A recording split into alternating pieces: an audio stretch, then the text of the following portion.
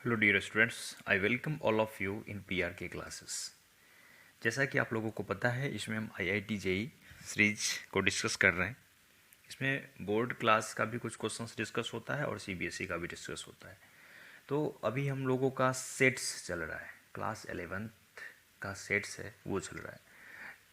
अभी से जो पिछला वीडियो मैंने रिकॉर्ड किया था उसमें मैंने आपको सेट्स का थ्योरी बताया था, डेवलपमेंट बताया था कि कैसे डेवलपमेंट हुआ, क्या इसकी क्या ऐसी आवश्यकता हुई जिसके वजह से इसको डेवलप करना पड़ा।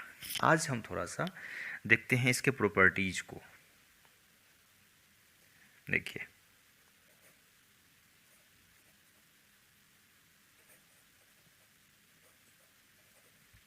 प्रॉपर्टीज ऑफ सेट्स, आज हम लोग इसको डिस्कस कर रहे हैं। ठीक है, देखिए, सेट जो होता है ना, फर्स्ट है set. A set can be written in any order. Set को हम किसी भी ऑर्डर में लिख सकते हैं। ठीक है, अब सेट को किसी भी ऑर्डर में लिख सकते हैं, इसका मतलब क्या है? तो मान लीजिए एक सेट है हमारा, मान लीजिए ए इक्वल्स टू है, इसको हमेशा हम करली ब्रैकेट में लिखते हैं। मान लीजिए 2 है, 4 है, 6 है, 8 है, 10 है। अब ये तो हमारा ऑर्डर में है, सीरीज में है। अब इसको हम इस फॉर्म में भी लिख सकते हैं। मान लीजिए मैंने इसको ऐसा लिख दिया, 4 2 6 8 10, ऐसा लिख दिया। या मैंने ऐसा लिख दिया कि 10 4 2 6 8, ऐसा लिख दिया। अगर तो ये भी हमारा जो है ये सही है, ये गलत नहीं है। तो ये सेट का प्रॉपर्टीज ही होता है कि सेट को हम किसी भी फॉर्मेट में लिख सकते हैं। ठीक है, अब देखिए दूसरा देखते हैं। सेकेंड प्रॉपर्टीज इसका क्या है? Same element can not be repeated.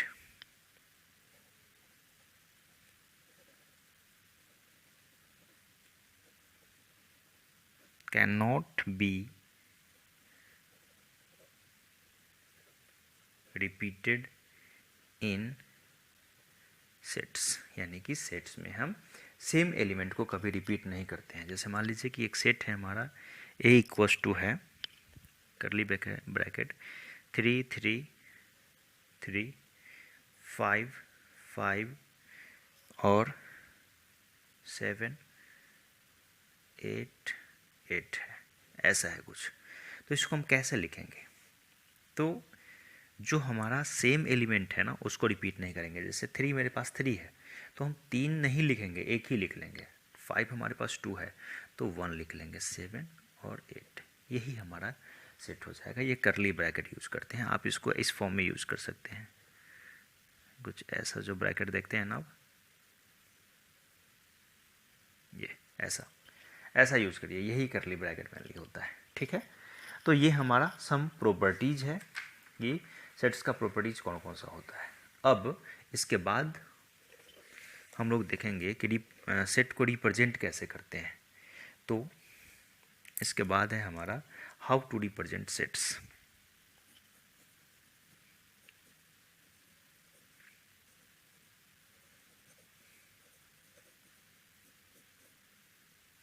How to represent sets, तो इसमें फर्स्ट होता है हमारा रोस्टर फॉर्म,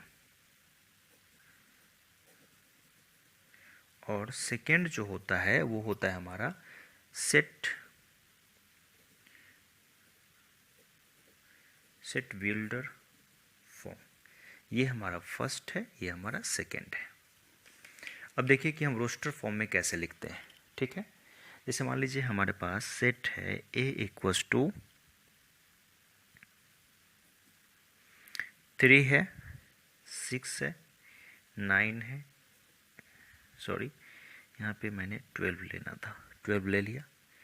ऐसा है सेट मान लीजिए हमारे पास में। तो ठीक है, तो अब इसको हमको सेट बिल्डर फॉर्म में भी लिखना होगा। तो ये हमारा रोस्टर फॉर्म है, यानी कि ये अभी जो मैंने लिखा है वो मेरा रोस्टर फॉर्म है। जैसे मान लीजिए एक और एग्जांपल मैं लेता हूँ, ए इक्वल्स टू, अगर मैं ले लूँ 1 2 3 4, ऐसा ले लूँ मैं, ठीक है। तो अब मैं पहले आपको इजी में लिखना सिखाता हूँ कि कैसे लिखते हैं। तो जैसे मान लीजिए इसको अगर मेरे को सेट बिल्डर फॉर्म में लिखना हो तो मैं क्या लिखूँगा, ए इक्वल्स करली ब्रैकेट एक्स, यानी कि जो हमारा एलिमेंट है, और ये कॉलन, इसको सच दैट भी बोलते हैं। और यहाँ पे लिखेंगे x is a natural number, और कंडीशन इसमें क्या है कि x जो है हमारा वो 5 से स्मॉलर है और 4 के बराबर है। तो इसका आप कंडीशन भी चाहे तो लिख सकते हैं यहाँ पे कॉमा लगा के कि x जो है वो हमारा 5 से स्मॉलर है और x जो है वो 4 के बराबर भी है। तो इस तरीके से फिर आप इसमें ब्रैकेट लगा दीजिए। तो इस तरीके से हम सेट बिल्डर फॉर्म को लिखते हैं, ठीक है। अब इसके बाद की जो बात है वो ये है कि इसको हम डिनोट कैसे करते हैं, ठीक है, इसको हम लिखेंगे कैसे। तो आइए देखते हैं इसको कैसे लिखेंगे।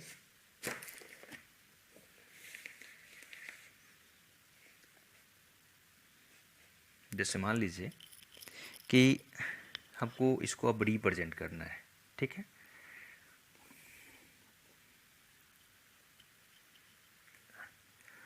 जैसे मान लीजिए कि लिखा हुआ है x इज एन एलिमेंट। अब हमको इसको लिखना कैसे है ये सीखते हैं। x is an element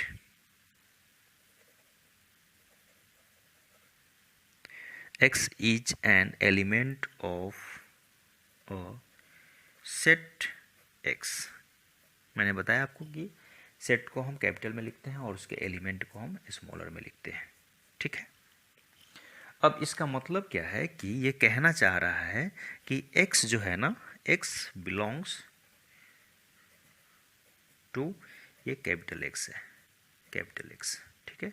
x belongs to capital x है। अब ये तो रिटन फॉर्म हो गया और इसको हम x बिलोंग्स टू x पढ़ लेंगे, लेकिन मैथमेटिक्स में ये हर जगह रिटन फॉर्म लिखना अलाउ नहीं होता है, ठीक है। तो अब इसके लिए एक सिंबल है, वो सिंबल जो है वो ग्रीक सिंबल है, ग्रीक सिंबल।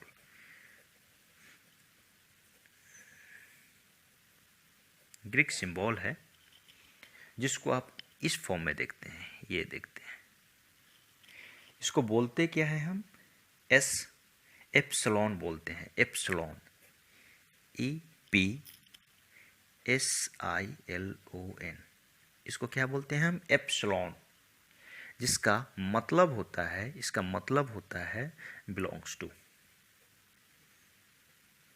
बिलोंग्स टू, इसका मतलब ही होता है बिलोंग्स टू, ठीक है। तो हम इसको अब इस फॉर्म में कैसे लिखेंगे, तो x बिलोंग्स टू x, ठीक है। और अगर बिलोंग्स टू नहीं है तो आप इस पर ऐसे कट लगा लीजिए। जैसे मान लीजिए यहाँ पे y not belongs to x, ये बिलोंग्स टू है और ये नॉट बिलोंग्स टू है, ठीक है। तो इस तरीके से इसको हम रिप्रेजेंट करते हैं, ठीक है। तो आज ये भी मैंने बेसिक बताया। अब मैं आपको कुछ क्वेश्चन के थ्रू आपको कल के लेक्चर में समझाने की कोशिश करूंगा, और जो जो कंसेप्ट आते जाएगा मैं उसको भी डिस्कस करते रहूँगा, क्योंकि concept is more important in mathematics. If you have अगर आपको मैथमेटिक्स के कंसेप्ट पे कमांड है तो आप अ लॉट ऑफ क्वेश्चन को सॉल्व कर लेंगे in with in a second, ठीक है। विद इन अ सेकेंड का मतलब है कि हम बहुत ही जल्दी कर लेंगे। क्यों? क्योंकि आपको उसका कंसेप्ट पता है। तो आज का लेक्चर हम यहीं पे स्टॉप करते हैं। जय हिंद, जय भारत, थैंक यू।